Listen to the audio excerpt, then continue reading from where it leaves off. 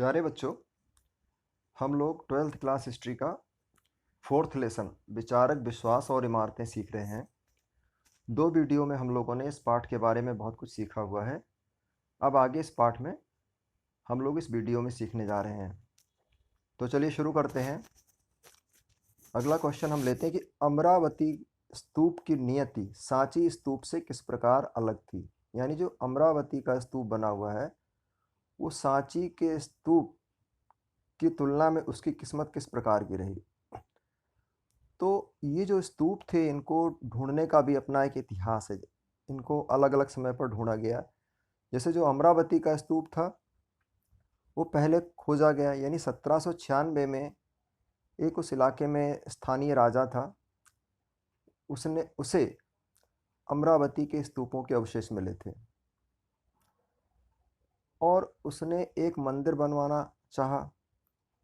तो उस अमरावती के स्तूप के अवशेषों से उसने पत्थरों को निकलवाया और मंदिर निर्माण में लगाने का निश्चय किया। हम इसके पत्थरों से मंदिर बनवाएंगे। यानी जो अमरावती का स्तूप ढूंढने में मिला था उसका एक तरीके से विनाश होना शुरू हो जाता है, क्योंकि स्तूप के पत्थरों को निकाल करके मंदिर बनवाने का फैसला ले लिया राजा ने। इसी तरीके से कुछ वर्षों बाद कॉलिन मैकेंची नामक एक अंग्रेज अधिकारी इस इलाके में आता है। उसने भी यहाँ से कई मूर्तियाँ उठाईं और इन मूर्तियों का वर्णन उसने अपने एक रिपोर्ट में भी किया।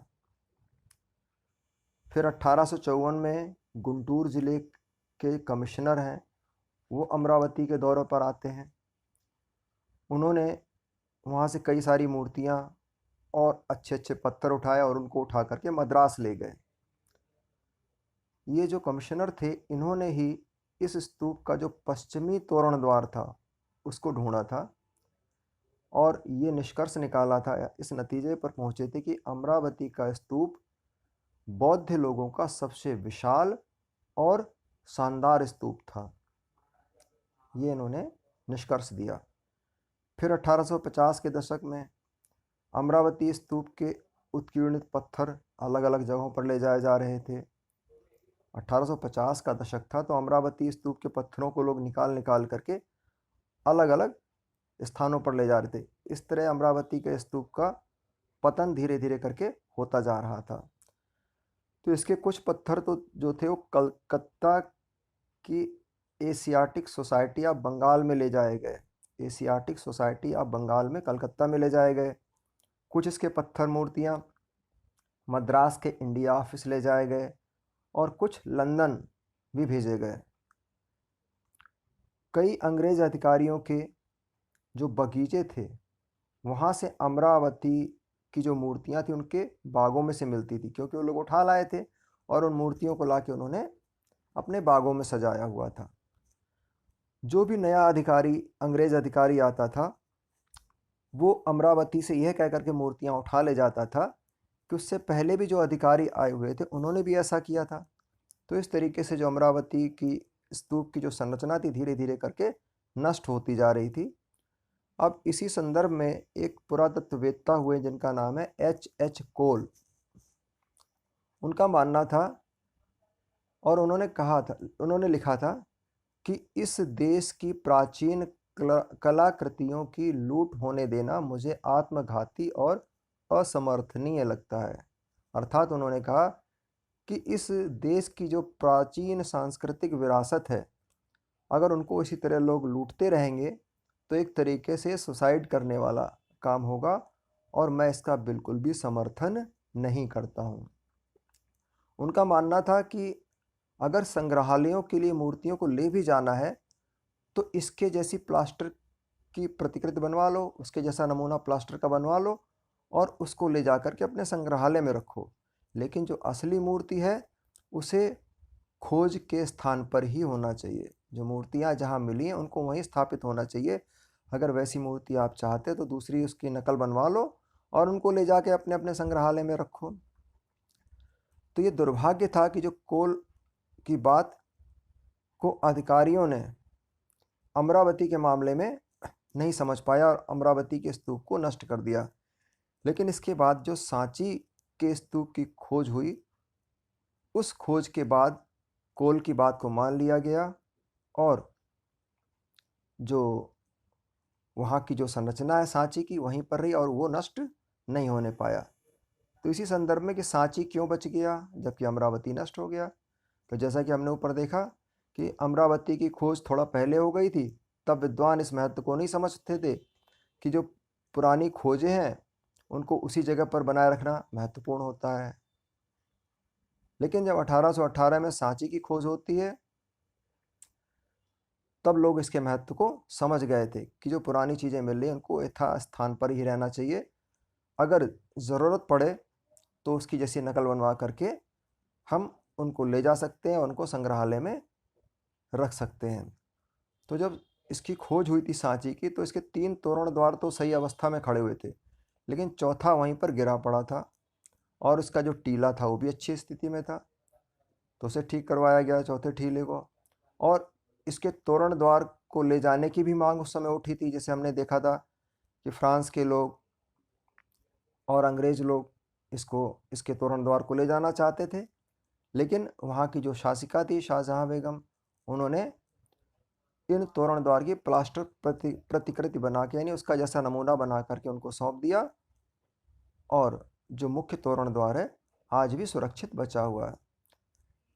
तो इस तरीके से हम देखते हैं कि जो सांची का स्तूप है वो आज भी सुरक्षित है, लेकिन अमरावती का जो स्तूप था आज केवल एक छोटा सा टीला बन के रह गया है।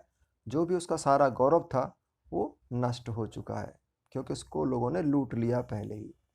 आगे हम सीखते हैं कि बौद्ध मूर्ति कला को समझने के लिए इतिहासकारों को बुद्ध के चरित्र लेखन के बारे में समझ बनानी पड़ती है। कहने का मतलब, जो बौद्ध धर्म से संबंधित मूर्तियां मिली हैं, अगर उन मूर्तियों का मतलब हमको समझना है तो हमें बुद्ध के बारे में जो लेख मिले, उनके चरित्र के बारे में जो लेख मिले हैं, उन लेखों के आधार पर हम मूर्तियों के बारे में समझ सकते हैं कि मूर्तियां क्या कहना चाहती हैं। तो इसी तरीके से बौद्ध चरित्र लेखन के अनुसार एक वृक्ष के नीचे ही महात्मा बुद्ध को ज्ञान की प्राप्ति हुई थी और कई मूर्तिकारों ने शुरुआत में महात्मा बुद्ध को मनुष्य के रूप में नहीं दिखाया, बल्कि उनकी जो उपस्थिति है उस उपस्थिति को किसी न किसी प्रतीक के माध्यम से दिखाने का प्रयास किया, किसी न किसी सिंबल के द्वारा उनकी उपस्थिति को दिखाने का प्रयास किया। आपकी बुक में इसका अच्छा एग्जाम्पल दिया हुआ, आप उसके पिक्चर में देख भी सकते हैं, इसके एग्जाम्पल दिए हुए हैं। तो ऐसा एग्जाम्पल एक है कि रिक्त स्थान बुद्ध के ध्यान करने की दशा को बताता है। यानी अगर पेड़ों के बीच कोई खाली स्थान छूटा हुआ तो उससे हम अनुमान लगा सकते हैं कि बुद्ध ने यहाँ पर ध्यान किया था और ज्ञान की प्राप्ति की थी। इसी तरीके से स्तूप को देख करके हम अनुमान लगा सकते हैं कि महात्मा बुद्ध ने यहाँ पर महापरिनिर्वाण प्राप्त किया था, यानी उनकी मृत्यु हुई थी। और इसी तरीके से चक्र जहाँ बना होता तो चक्र का मतलब इन्होंने अपना यहाँ पर उपदेश दिया था, यानी चक्र सारनाथ में दिए गए पहले उपदेश का प्रतीक है। सारनाथ ऐसी जगह थी जहाँ पर गौतम बुद्ध ने अपना पहला उपदेश दिया था और उनके पहले उपदेश को चक्र की मूर्ति से दर्शाया गया है। तो हमने देख लिया कि रिक्त स्थान बुद्ध के ध्यान करने की दशा को बताता है, स्तूप इनकी मृत्यु को बताता है और चक्र सारनाथ में दिए गए पहले उपदेश को बताता है। अब हम आगे सीखते हैं कि सांची में उत्कीर्णित बहुत सी अन्य मूर्तियां शायद बौद्ध मत से सीधे जुड़ी हुई नहीं थी। जो सांची के स्तूप में बहुत सारी मूर्तियां मिली हैं वो संभवतः सभी बौद्ध विचारधारा से सीधे नहीं जुड़ी थी। तो इनको हम समझने का प्रयास करते हैं। ऐसे ही जो सांची में जो एक तोरण द्वार बना हुआ, उसके किनारे पर आप देखोगे तो दिखाई पड़ता है कि एक महिला पेड़ पकड़कर झूलती हुई दिखाई देती है। तो शुरू में इसे इतिहासकारों में इसको लेकर के बड़ा असमंजस यानी दुविधा की स्थिति थी, लेकिन बाद में ये बात समझ आई कि यह संस्कृत भाषा में वर्णित शालभंजिका की मूर्ति है। यानी संस्कृत भाषा में दिखाया गया कि शालभंजिका की इस तरह की मूर्तियाँ हुआ करती थी। और ऐसी मान्यता थी कि अगर इस स्त्री ने किसी वृक्ष को छू लिया तो उसमें फूल खिल उठते थे और फल लगने लगते थे। यानी ये महिला जो शालभंजिका थी, ये शुभ का प्रतीक थी, शुभ का प्रतीक माना जाता था इसको। इस कारण से स्तूप को सजाने में इस महिला का प्रयोग किया गया है। तो इस शालभंजिका की मूर्ति से हमें पता चलता है कि जो लोग बौद्ध धर्म में दूसरे धर्मों से या दूसरी प्रथाओं से, दूसरे विश्वासों से आकर के इसमें शामिल हुए थे, वो अपने साथ अपने विश्वास और प्रथाओं को भी लेकर के आए और उन प्रथाओं और विश्वासों को बौद्ध धर्म में शामिल कर लिया गया और बौद्ध धर्म ज़्यादा मजबूत बना। कहने का मतलब कि बौद्ध धर्म में आने वाले लोग जो थे दूसरे धर्मों विचारधाराओं के थे। जब वो लोग बौद्ध धर्म में शामिल हुए तो अपने साथ बहुत सारे प्रथाओं को, विश्वासों को अपने साथ लेकर के आए। जब साथ लेकर के आए तो उन विश्वासों और प्रथाओं को बौद्ध धर्म में शामिल कर लिया गया। इस तरीके से बौद्ध धर्म और पहले से ज़्यादा स्ट्रांग हो गया। इसी तरीके से यहाँ पर कुछ जानवरों के चित्र पाए जाते हैं, जैसे हाथी, घोड़ा, बंदर, गाय, बैल। ये जो जानवर है ये मनुष्य के गुणों के प्रतीक के रूप में दिखाए गए। जैसे हाथी को ज्ञान और शक्ति का प्रतीक माना गया है। हाथी अगर कहीं बना जिसका मतलब मनुष्य को ज्ञान और उसकी शक्ति को दर्शाता है। इन्हीं प्रतीकों में एक हम बुक में देखते हैं कि कमल और हाथियों के बीच एक महिला की मूर्ति मिली है। कमल और हाथियों के बीच एक महिला की मूर्ति मिली है और ये हाथी उस महिला के ऊपर जल छिड़क रहे हैं। इस चीज़ को आप अपनी बुक में देख सकते हो, पिक्चर दी हुई है। जैसे वे उनका अभिषेक कर रहे हो, जैसे उनका वो अभिषेक कर रहे हैं, ऐसा महसूस हो रहा है कि हाथी जो जल छिड़क करके उस महिला का अभिषेक कर रहे हैं।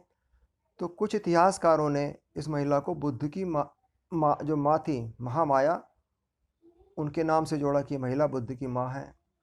लेकिन कुछ इतिहासकारों ने कहा नहीं, ये देवी गजलक्ष्मी की मूर्ति है, गजलक्ष्मी की।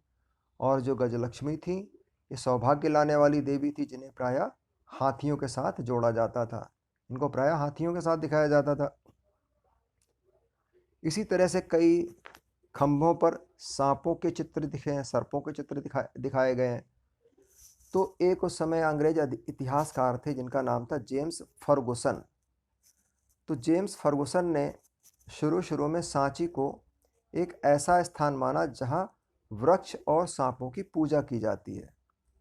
उन्हें ये पता नहीं था ये बौद्ध धर्म से संबंधित स्थान। उनको ये लगा कि हिंदू धर्म से संबंधित एक ऐसा स्थान है जहाँ पर सांपों की और वृक्षों की पूजा की जाती है। इन्हें ये इसलिए अनुमान नहीं लगा पाए क्योंकि तब तक बौद्ध ग्रंथों का अनुवाद नहीं हुआ था, ट्रांसलेशन नहीं हुआ था। इसलिए उन्होंने मूर्तियों का अध्ययन करके अपने निष्कर्ष निकाले थे। आगे हम सीखते हैं कि महायान बौद्ध मत का विकास किस प्रकार हुआ। तो ईसा मसीह के जन्म की जो प्रथम सदी थी उस समय तक बौद्ध धर्म की विचारधाराओं में कुछ बदलाव आने शुरू हो जाते हैं। शुरू में तो बौद्ध मत के अनुसार निर्वाण प्राप्त करने के लिए व्यक्तिगत प्रयास को महत्व दिया गया था। यानी अगर व्यक्ति को निर्वाण प्राप्त करना तो अपना खुद प्रयास करे, तभी उसको निर्वाण की प्राप्ति होगी। और महात्मा बुद्ध को भी एक मनुष्य समझा जाता था। उन्हें कोई देवता या भगवान नहीं माना जाता था, एक मनुष्य माना जाता था। और मानते थे कि इन्होंने भी व्यक्तिगत प्रयास करके मुक्ति पाई, निर्वाण को प्राप्त किया। लेकिन धीरे धीरे जैसे समय आगे बढ़ा तो बुद्ध को एक मुक्तिदाता के रूप में देखा जाने लगा। ऐसा माने जाने लगा ये लोगों को मुक्ति दे सकते हैं। इसी समय एक बोधिसत्व को लेकर के भी मान्यता निकल के सामने आने लगी। बोधिसत्व, तो बोधिसत्व कौन थे इसके बारे में सीखेंगे कि बोधिसत्वों को करुणामय जीव माना जाता था। यानी बोधिसत्व ऐसे लोग हैं जिनके अंदर बहुत ज़्यादा करुणा है और ये अच्छे काम जो करते हैं और उनसे जो इन्हें पुण्य मिलता है उस पुण्य का प्रयोग वो अपने निर्वाण प्राप्त करने के लिए नहीं करते हैं बल्कि दूसरों की सहायता के लिए करते हैं। यानी जो बोधिसत्व हैं अच्छे कर्म करके जिन पुण्य को कमाते हैं उस पुण्य का प्रयोग वो अपने स्वयं के लिए ना करके दूसरों की भलाई के लिए करते हैं। ऐसी अवधारणा निकल के सामने आई। तो बुद्ध और बोधिसत्वों की मूर्तियों की पूजा इस परंपरा का हिस्सा बन गई। शुरू शुरू में बुद्ध को मूर्तियों में नहीं दिखाया जाता था, लेकिन आगे चल करके बुद्ध को मूर्तियों के रूप में और बोधिसत्वों को मूर्तियों के रूप में दिखाया जाने लगा और इनकी पूजा की जाने लगी। इस तरीके की परंपरा चल पड़ी। तो ये चिंतन की जो नई परंपरा चली थी, यानी ऐसी परंपरा जिसमें बुद्ध और बोधिसत्वों की मूर्तियों की पूजा की जाने लगी, तो इस परंपरा को मानने वाले लोगों ने इस नई परंपरा का नाम महायान दिया, महायान। लेकिन इस समय भी कुछ लोग ऐसे थे जो इस नई परंपरा को नहीं मानते थे, उन्होंने अपनी पुरानी परंपरा को ही चालू रखा। तो पुरानी परंपरा को नाम दिया गया हीनयान। यानी महायान नई वाली परंपरा है और हीनयान पुरानी परंपरा। तो पुरानी परंपरा के जो अनुयायी थे वो खुद को थेरवादी मानते थे। थेरवादी का अर्थ था कि पुराने शिक्षकों द्वारा बताए गए रास्ते पर चलने वाले लोग। जो पुराने टीचर्स ने जो बातें बताई हैं, हमें उन्हीं रास्ते पर चलना है और मुक्ति की प्राप्ति करनी है। इस तरीके से हमने महायान और हीनयान के बारे में सीखा। अब हम सीखते हैं कि पौराणिक हिंदू धर्म के उदय का वर्णन करो। यानी जो हिंदू धर्म है, पुराणों के अनुसार जो चला है, उसके बारे में समझते हैं। तो जो मुक्तिदाता, यानी ऐसा व्यक्ति जो लोगों को मुक्ति दे सकता है, जो कल्पना बौद्ध धर्म में निकल करके आई थी, ये केवल बौद्ध धर्म में ही सीमित नहीं थी। इस तरह के विश्वास या इस तरीके की मान्यताएं दूसरी परंपराओं में भी हमको देखने को मिल रही थी, जिन्हें हम आज हिंदू धर्म के नाम से जानते हैं। हिंदू धर्म में वैष्णव और शैव परंपराएं शामिल थीं। वैष्णव परंपरा के अंतर्गत विष्णु को देवता माना जाता था और शैव परंपरा के अंतर्गत भगवान शिव को प्रमुख देवता माना जाता था। वैष्णववाद में कई अवतारों के इर्द गिर्द पूजा पद्धतियां विकसित हुई। वैष्णववाद की अगर हम बात करते हैं, केवल विष्णु भगवान के रूप में इनकी पूजा आराधना नहीं होती थी, बल्कि इनके अवतारों की भी पूजा आराधना होती थी। जैसे भगवान राम हैं, भगवान कृष्ण हैं। तो इस तरीके से भगवान विष्णु के 10 अवतार माने गए हैं और 10 अवतार की पूजा वैष्णववाद के अंतर्गत की जाती थी। और ऐसी मान्यता थी कि जब जब पापियों का प्रभाव इस दुनिया में बढ़ जाता है, मुसीबतें बढ़ जाती हैं, तब तब भगवान अलग अलग अवतार लेकर के इस विश्व की रक्षा करने के लिए आते हैं। शायद ये जो अलग अलग अवतार थे, ये देश के अलग अलग हिस्सों में लोकप्रिय थे और इन सब स्थानीय देवताओं को भगवान विष्णु का रूप मान लिया गया था, ऐसा माना जाता है। आगे हम इसी में सीखते हैं कि कई अवतारों में मूर्तियों के रूप में दिखाया। कई अवतार ऐसे भगवान कृष्ण है, राम है, इनको मूर्तियों के रूप में दिखाने का प्रयास किया गया है और दूसरे देवताओं की भी मूर्तियां बनाई गई हैं। यानी अवतारों की भी मूर्ति, जो हमने भगवान विष्णु के 10 अवतार की बात करी तो उनकी मूर्तियां हमें देखने को मिलती है। जो अन्य देवता हैं उनकी भी मूर्तियां इस समय बनाई जा रही थी। भगवान शिव को लिंग के रूप में भी दिखाया गया और मनुष्य के रूप में भी दिखाया गया मूर्तियों में या चित्रों में। ये जो सारे चित्रण देवताओं से जुड़ी हुई अवधारणाओं पर आधारित थे। ये चित्र इस तरीके से बनाए गए थे जैसे कि उनके बारे में मान्यता थी। उनके कपड़ों के आधार पर, आभूषणों के आधार पर, हथियार या बैठने की शैली, इन सब के आधार पर उनके चित्र बनाए गए और उन देवताओं को मूर्तियों या चित्रों में दिखाने का प्रयास किया गया। इन मूर्तियों का मतलब समझने के लिए शुरू शुरू में इतिहासकारों को इनसे जुड़ी हुई कहानियों को जानना पड़ता था। जब ये मूर्तियां मिली तो शुरू शुरू में इतिहासकारों को इन मूर्तियों का मतलब पता नहीं चला, लेकिन जब पौराणिक कहानियों को इन्होंने पढ़ा तब उस मूर्ति का अर्थ निकाल पाए कि मूर्तियां किससे संबंधित हैं। इनमें से कई कहानियां प्रथम सहस्त्राब्दी के मध्य में ब्राह्मणों द्वारा पुराणों में लिखी गई थी।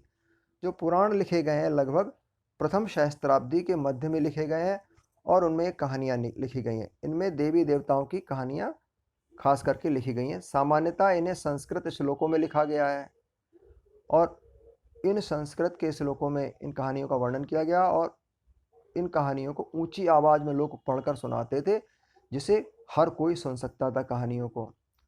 महिलाएं हैं या शूद्र हैं, इनको वेदों को पढ़ने या सुनने की अनुमति नहीं थी, लेकिन पुराणों को महिलाएं और शूद्र सुन सकते थे। पुराणों की कहानियाँ लोगों के एक स्थान से दूसरे स्थान पर जाने तथा मेल मिलाप से विकसित हुईं। जब लोग एक स्थान से दूसरे स्थान पर जाते थे तो अपनी अपनी कहानियाँ एक स्थान से दूसरे स्थान पर ले जाते थे। तो इस तरीके से ये पुराणों की कहानियाँ अलग अलग स्थानों पर भी प्रचलित हुई। जैसे एक एग्जाम्पल है कि जब जो वासुदेव कृष्ण है यानी कृष्ण भगवान है, ये मथुरा के महत्वपूर्ण देवता थे। पहले मथुरा में ही इनकी पूजा होती थी, लेकिन कई शताब्दियों के दौरान उनकी पूजा देश के अन्य अन्य इलाकों में भी होने लगी। हर जगह भगवान कृष्ण की, यहाँ तक कि पूरे विश्व में आज जहाँ जहाँ हिंदू धर्म फैला हुआ है वहाँ पर भगवान कृष्ण की पूजा आराधना होती है। लेकिन हो सकता है शुरू शुरू में केवल ये पूजा आराधना केवल मथुरा में ही सीमित हो। आगे हम सीखते हैं कि प्रारंभिक मंदिरों को कैसे बनाया जाता था। तो जिस समय सांची जैसी जगहों पर स्तूप बनाए जा रहे थे, उसी समय इन देवी देवताओं की मूर्तियों को रखने के लिए मंदिर भी बनाए जा रहे थे। तो जो सबसे पहले मंदिर बनाए गए थे, तो शुरू शुरू में ये मंदिर चौकोर कमरे की तरह होते थे, यानी कमरा बनाकर वहाँ मूर्तियाँ रख दी जाती थी और इन्हें गर्भगृह कहा जाता था। जहाँ पर मूर्तियाँ रखी जाती थी उन्हें कहते थे गर्भगृह। और इस कमरे में एक दरवाज़ा होता था जहाँ से लोग मूर्ति की पूजा करने के लिए अंदर आते थे। लेकिन धीरे धीरे जैसे समय आगे बढ़ता गया, वैसे ही गर्भगृह के ऊपर एक ढांचा बनाया जाने लगा जिसे शिखर कहा गया। बाद में मंदिर की दीवारों पर चित्रकारी की जाने लगी, भित्ति चित्रकारी की जाने लगी। आगे चल कर के मंदिरों की जो बनावट थी या उनकी जो स्थापत्य कला था उसका और ज़्यादा विकास हुआ। अब मंदिरों के साथ साथ वहाँ बड़े बड़े सभा स्थल बनाए जाने लगे, ऊंची ऊंची दीवारें बनाई जाने लगी, तोरण द्वार भी बनाए जाने लगे। और कुछ मंदिर जो थे वो पहाड़ियों को काट करके यानी खोखला करके कृत्रिम गुफाओं के रूप में बनाए गए। यानी जो पहाड़ियाँ हुआ करती उनको काट काट करके अंदर पूरी गुफा को एक मंदिर का रूप दे दिया गया। इस तरीके से भी मंदिर आने वाले समय में बनाए गए।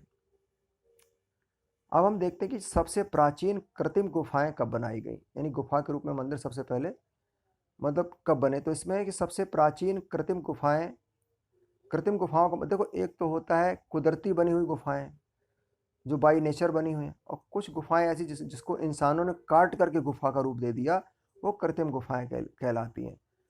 तो सबसे जो प्राचीन कृत्रिम गुफाएं ईसा पूर्व 3री सदी में देखने को मिलती, जो कि अशोक के आदेश से आजीविका संप्रदाय के संतों के लिए बनाई गई थी। आजीविका संप्रदाय के जो संत थे उनके लिए अशोक ने आदेश दिया था कि कृत्रिम गुफाएं बनाई जाए, तो पहाड़ काट के गुफाएं बनाई गई।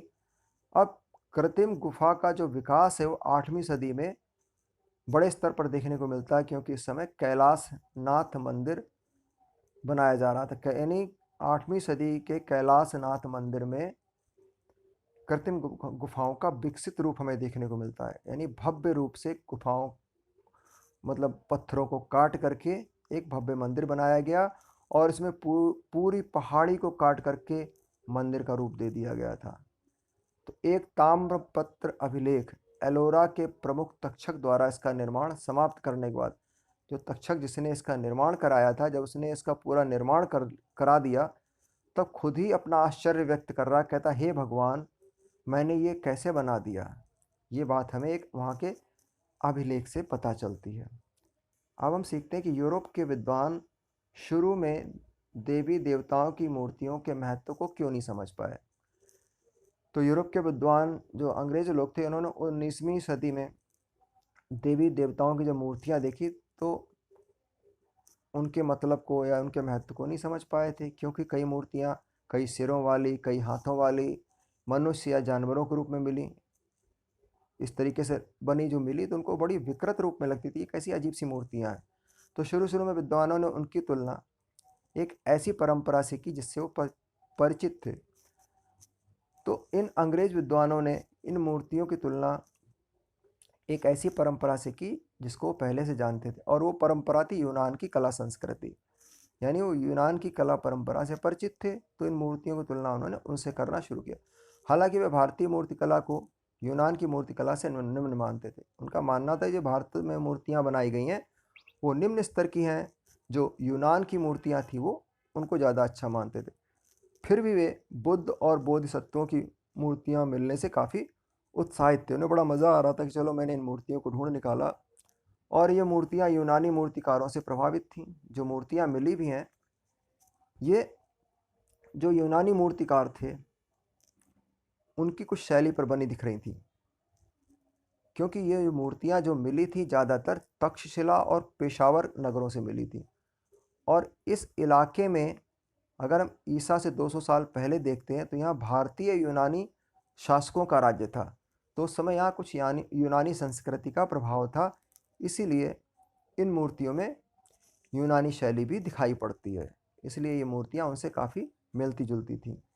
चूँकि ये विद्वान यूनानी परंपरा से परिचित थे, इसलिए उन्होंने इन्हें भारतीय मूर्तिकला का सर्वश्रेष्ठ नमूना माना। जो विद्वान लोग थे यूनानी परंपरा से परिचित थे, अंग्रेज विद्वान यूनानी परंपरा से परिचित थे, इसलिए उन्होंने इस भारतीय मूर्तिकला को यहाँ का सर्वश्रेष्ठ नमूना माना था।